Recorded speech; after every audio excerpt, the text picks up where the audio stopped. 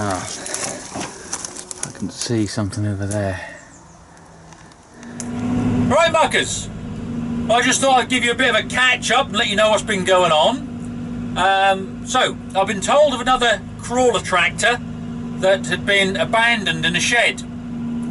Apparently, years ago, it stood and seized up through lack of use. So they'd started to strip the engine down to see if they could free it. And that's where it got left. And it's been in this shed. Luckily it was covered up, but the shed is now starting to collapse around it. Trees are growing up and whatever. So I thought I'd go along and have a look and see what I thought. So that's exactly what I did. So this is the shed where it's said to be, in there somewhere. You have to just find a way in somewhere. The roof is all collapsed in, and yeah, I'll try our best, I suppose.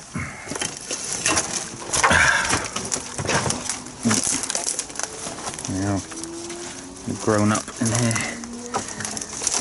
Ah, I can see something over there.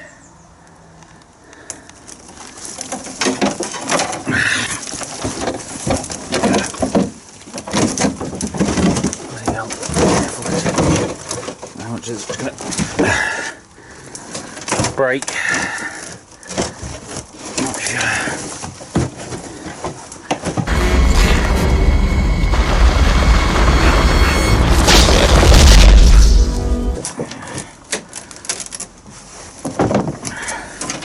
Oops. Well, there it is. But what is it? Oh, would you look at this? What is this, a pony?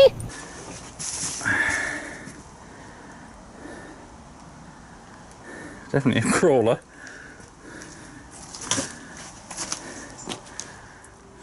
But some of the roof has remained intact to protect it, but the rest has all fallen in.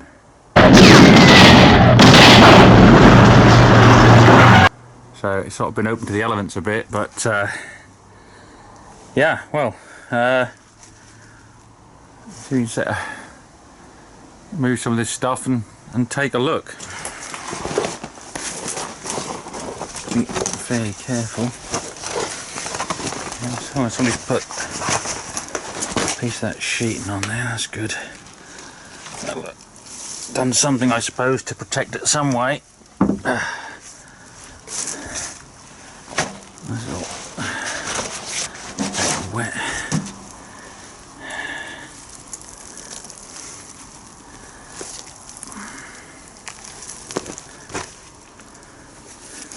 It seems fairly dry. Oh. So it is. It's a David Brown 50 TD. Alright, so one piston is still in. 1, 2, 3, 4 out, 5 still in, 6 are still in. Balls don't actually look that terrible, really. Everything seems to be in place. Injector pump still on here. That's all been capped off, so that's good. Inlet manifold obviously goes up to here. The block appears intact, no major cracks or anything. Was that a repair there? No, it's just muck, just soil and muck. I thought that was an old weld or something, but no.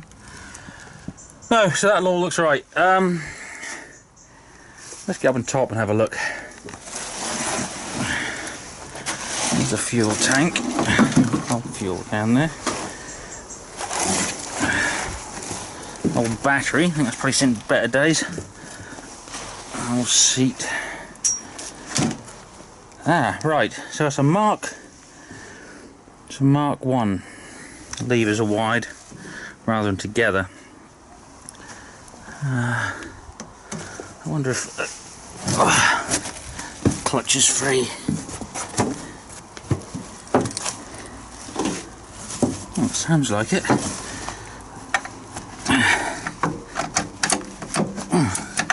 Select it. I just wonder if it's stuck though. So, as you can see from this, this is a David Brown, and this is the 50 TD. So we've been looking at the 40 TDs, like the Bulldozer and the Ag version, which is the 4-cylinder. This is the big one. This is the 6-cylinder Trackmaster. So this is the, let's say, the David Brown 50 TD. They came in 2 variants, Mark 1, which has got the sticks on the outside, then a Mark 2 with them in the centre, more together like the 40 TDs, and obviously some improvements over the Mark 1. So that's what we've got here. Here's some bits. It's got rocker cover, some nuts and bolts and pipes, there's a rad, and there's some other bits. The head is in another shed. Apparently it's all here. So, story behind this is a standing seizure. So it wasn't running when it seized, and so it didn't, wasn't due to lack of lubrication or overheating. It was simply because it was stood outside in the elements, let's say with no roof over it, anything, and it just basically, with the hot, and then cold differences in temperature throughout the years, it just, the pistons and the rings stuck to the side of the bores. So, it had the head removed, and I say the head is present in another shed. So the head's here, and the rad and everything, and all the tin work, that's still all about. But what needs to be done now to take this further is this rest of the block, and it needs to be taken away from the tractor. So it has to be taken up and away so that they get to the crank, and before it's then rebuilt. So yeah. Is it a big job? Not on the scale of things. It's a job, don't get me wrong, but not on the scale of things. Yeah, well, good luck with that. I always think, if it had been running and seized, you've got bigger issues because you've got a lot more damage. Where standing seizure, it's just a case that it's stuck, But yeah, there's still a lot of work to be done. Some people will be asking about these plates on the tracks. They're actually road plates. So there's plus and minuses for these. The plus is that you can move it across, a hard surface tarmac road without the grosser plates digging into the road, because the plates are obviously above them and cover them, so that it takes it. The trouble is, in the field, you do lose some of your traction, obviously, because it's covering the grosser plates, although every other one can dig in. And then these still can to some degree on the sides and whatever. But, so it's a bit of, a bit of give and take. But just looking at this, when it was last road registered,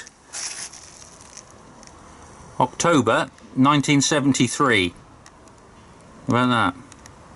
That's a significant date for some. So, where to from here? We've obviously got several projects on the go at the moment, but this would be a good winter project, because it's one that's not going to be rushed, because, we're going to have to gather parts and whatever, any parts that are missing. Plus, there's going to be some engineering work goes into that block, and having the head looked at as well. But I think it's well worth doing. To make a deal. What kind of a deal? A deal. I think for now, what we're going to do, it's better late than never. I'm just going to cover everything in a coat of duck oil. People say, oh yeah, but it's already starting to rust there. It is, but why let it continue? So I think that's what we're going to do. We're going to try and just preserve it as of now. Cover everything in duck oil, and then cover everything back over. Get another good tarpaulin put right over it so it protects it from the elements. As I said, it's got some protection off this roof, but not a huge amount. As I said, because it's open there and whatever, so the wind can blow in here. So I think we do what we can to protect and preserve it now, and then the next thing is we have to get away in through the back of this building, get some machinery down here and get it out, and then I think get it away to the workshop, get it in undercover, get it all cleaned down, because it's one of these things, at this stage we know it's not not going to run like this, so we may as well clean it all down, because we are going to invest the time and money into it to do it. So yeah, let's get it all clean. We know what we got then, and then we can start getting all the parts together, cataloguing what we've got, what we need, and then either having, you know, bits made or sourcing them from here, there and everywhere. I do know somebody with 1 or 2 spares for these, so it's not too bad. But there we are. As I said, they're a fantastic thing, really. They're a lovely crawler, you know, sound absolutely wonderful when they're running. But yeah, it's going to be a while before this one runs, but I do think it's worth putting in the time and effort. So yeah, like to hear your comments below. Put them in the old squid pit, and you know, just let us know if you want to see the full restoration of this. Otherwise, I'll just get on with it in the winter, and I won't bother filming too much. I'll just get on with it, and we can film some other stuff. But as I said, if you are interested in seeing the process as we get it out, and then we get it to the workshop, and you know, clean it down, and then start looking at the bits, and then obviously basically the rebuild. If you're interested in seeing that, then say put your comments in the old squid pit below. Alrighty then.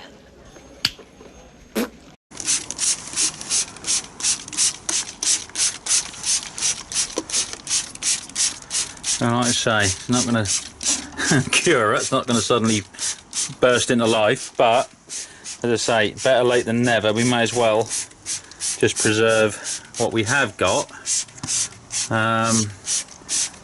you know, because it might just be the difference between the rot setting in and it not. And for the price of a bit of old weasel piss, duck oil, it's well worth it.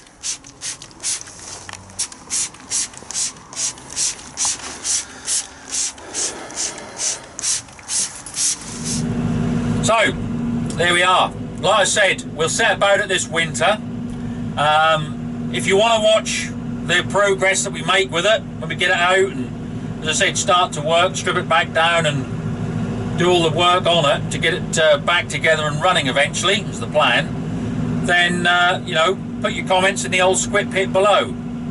Or if you want us to see other stuff and you're not really interested in the rebuild of that, well, just let us know.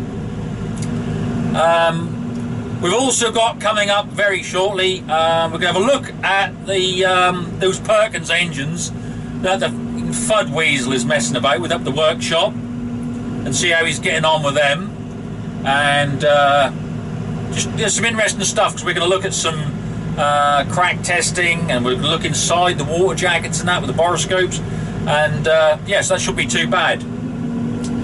We've also got a nice video coming up of the progress we've been making with that David Brown 40TD, the bulldozer one, and put a fair bit of effort into that recently, so yeah, we'll be showing you how we're getting on with that.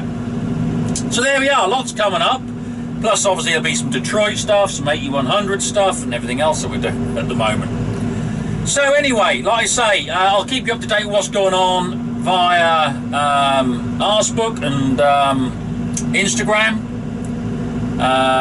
You can find me, the Facebook one is Podge Muck, and the Instagram is Mucker4890. So we'll see you on the next one. Do well.